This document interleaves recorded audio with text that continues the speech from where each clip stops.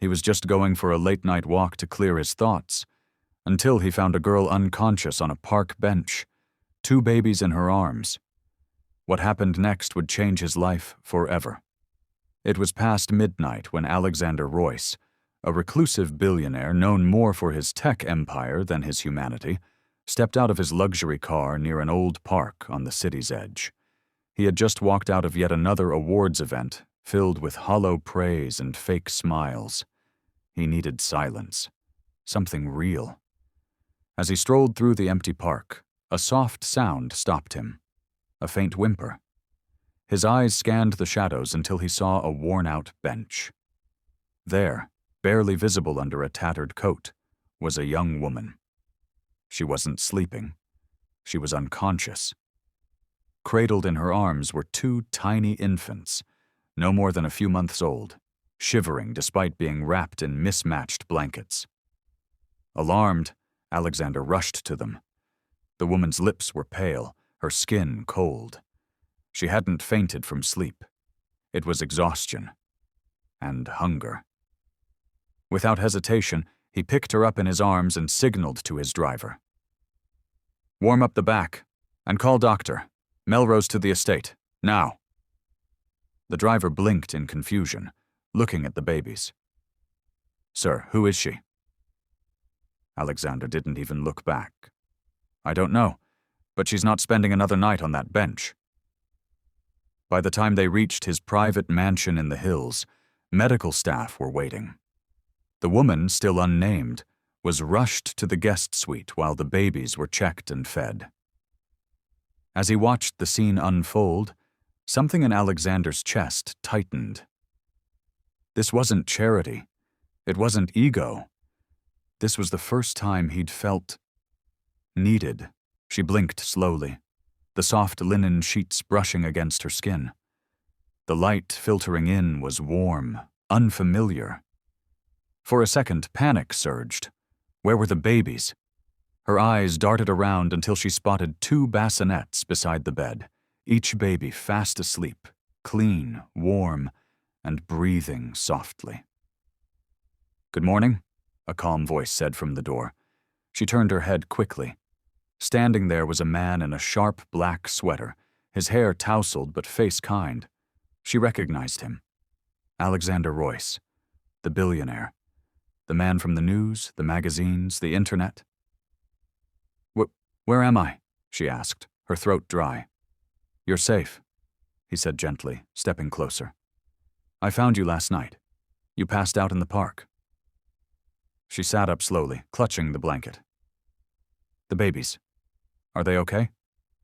"They're fine. You got to them just in time." Tears welled up in her eyes, a mix of gratitude and exhaustion.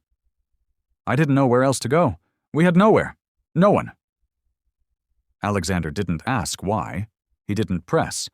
Instead, he nodded, as if he understood what it felt like to run out of options. Over breakfast, she finally introduced herself. "My name's Emily. The twins are Ava and Noah." He asked no questions about her past, her scars, or why she was out there alone. All he said was, "You can stay here. As long as you need. No conditions." She blinked, shocked. "Why would you help us? You don't even know me." He looked out the window for a long moment before replying, "Because last night, I think you saved me too." Emily didn't know what that meant, but she saw it in his eyes. He wasn't lying. Days turned into a week, and the mansion, once eerily quiet, now echoed with baby giggles and the gentle hum of life.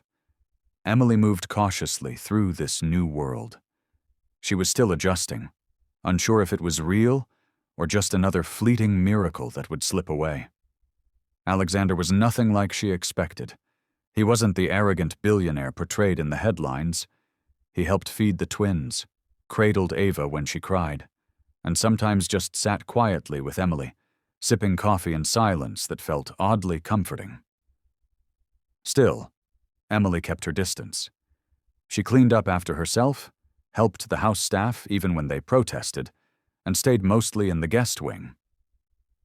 She didn't want to overstep. She didn't belong in this world of chandeliers and marble floors. But Alexander kept pulling her in.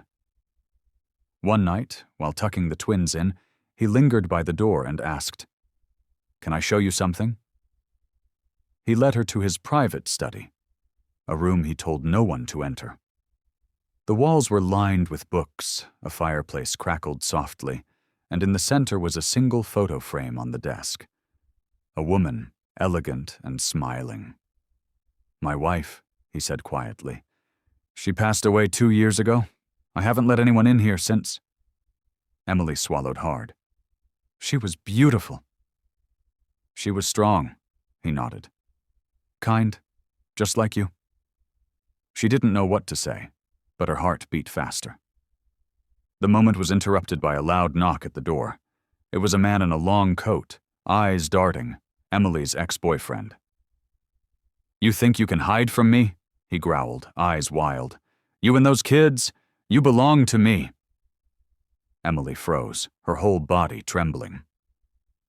Alexander stood up, tall and steady. "She doesn't belong to anyone," he said coldly, "especially not to a man who left her to starve in a park." The ex lunged, but within seconds, Alexander had security haul him away. Emily collapsed into the chair, shaking. "How did he find me?" Alexander knelt beside her, took her hand. "It doesn't matter. You're safe now, and he'll never touch you or the twins again." Tears slipped down her cheeks. Not from fear this time, but from something she hadn't felt in a long time. Hope. The storm had passed. Emily stood on the mansion's balcony, the twins asleep inside, the sun slowly rising on a morning that felt different. Not just another day, but a new beginning. The threat of her ex was gone, thanks to Alexander's lawyers, who ensured he wouldn't come near her again. For the first time in a long while, she breathed freely. Inside, Alexander was pacing. Something was different about him, too. The once reclusive billionaire now smiled more. He found himself reading bedtime stories, making silly faces at the twins, and looking forward to breakfast because Emily would be there.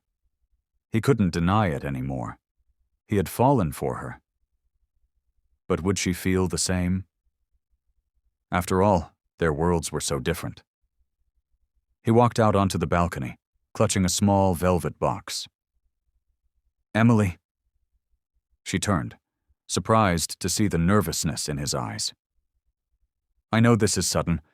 I know we've both been through a lot. But these weeks with you, they've been the most real thing I've felt in years." Emily's breath caught as he gently opened the box. Inside wasn't a ring, but a tiny silver key. "To this house, to a future, with me. I'm not asking you to marry me. Not yet. I'm asking if you'd consider building something with me, as partners, as parents, as us." Emily's eyes welled up, her heart pounding. "You don't have to say yes now," he added softly. "But I had to tell you. I had to try." She looked at the twins through the window, safe, healthy, laughing in their sleep, then back at the man who saved them, and saved her. She stepped forward, took his hand, and whispered, "Yes. Let's build something real." 1 year later, the mansion was filled with balloons and baby laughter. Ava was taking her first steps. Emily, now a co-founder in Alexander's charitable foundation for homeless mothers, was glowing with confidence. And Alexander? Still madly in love, with the woman who had nothing when he met her, but gave him everything he had been missing. From a park bench to a palace, their story wasn't about money. It was about choosing love when all odds said no. And it all began with one small act of kindness.